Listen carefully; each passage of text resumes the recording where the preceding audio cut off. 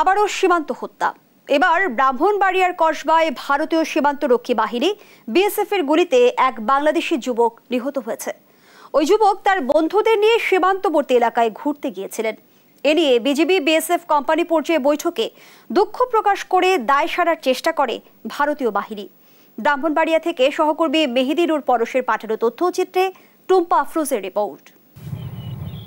ব্রাহ্মণবাড়িয়ার কসবা উপজেলার কাইয়ুমপুর ইউনিয়নের যুবক হাসান মিয়া সোমবার সকালে বন্ধুদের নিয়ে উপজেলার বাইক ইউনিয়নের পুটিয়া সীমান্তের জিরো পয়েন্টে ঘুরতে যান। বিএসএফ তাদের দেখতে পেয়ে গুলি ছোড়ে, এতে গুলিবিদ্ধ হন হাসান।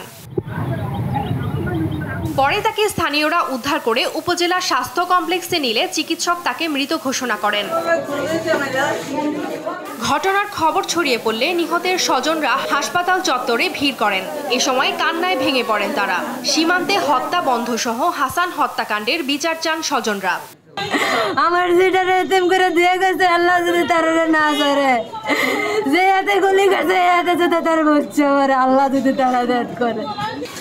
আমার জীবনটা আমার ছিল আমার তো কেন আমার পোলাটারে গুলি করলো, আমি মাননীয় প্রধানমন্ত্রীর কাছে বিচার চাই। বাংলাদেশের মানুষকে এইভাবে অত্যাচার জুলুম ওনারা করছে, এটা আমরা সরকারের কাছে এটা সূক্ষ্ম বিচার চাই। এটা আমাদের কাম্য না যে ইন্ডিয়ার বিএসএফ হঠাৎ গুলি করে দিবে, আমরা সুষ্ঠু একটা বিচার চাই। ঘটনার পর দুপুরে বিজিবি এবং বিএসএফ এর কোম্পানি পর্যায়ে বৈঠক হয়। এতে বিজিবির পক্ষ থেকে আনুষ্ঠানিক প্রতিবাদ জানানো হয়েছে। বিএসএফ এই ঘটনায় দুঃখ প্রকাশ করে এমন অনাকাঙ্ক্ষিত ঘটনা আর ঘটবে না বলে আশ্বস্ত করে। পুরো ঘটনা তদন্ত করা হবে বলে জানিয়েছে পুলিশ। উপজেলা স্বাস্থ্য কমপ্লেক্স কসবায় এসেছি, এসে মৃত হাসানের লাশ পেয়েছি। আমরা এটা এখন সুরক্ষাল প্রস্তুত করে ময়নাতদন্তের ব্যবস্থা করছি। ঘটনা আমরা এখনো আন্ডার ইনভেস্টিগেশনে রয়েছে, আমরা তদন্ত করে তারপরে তদন্ত বিস্তারিত।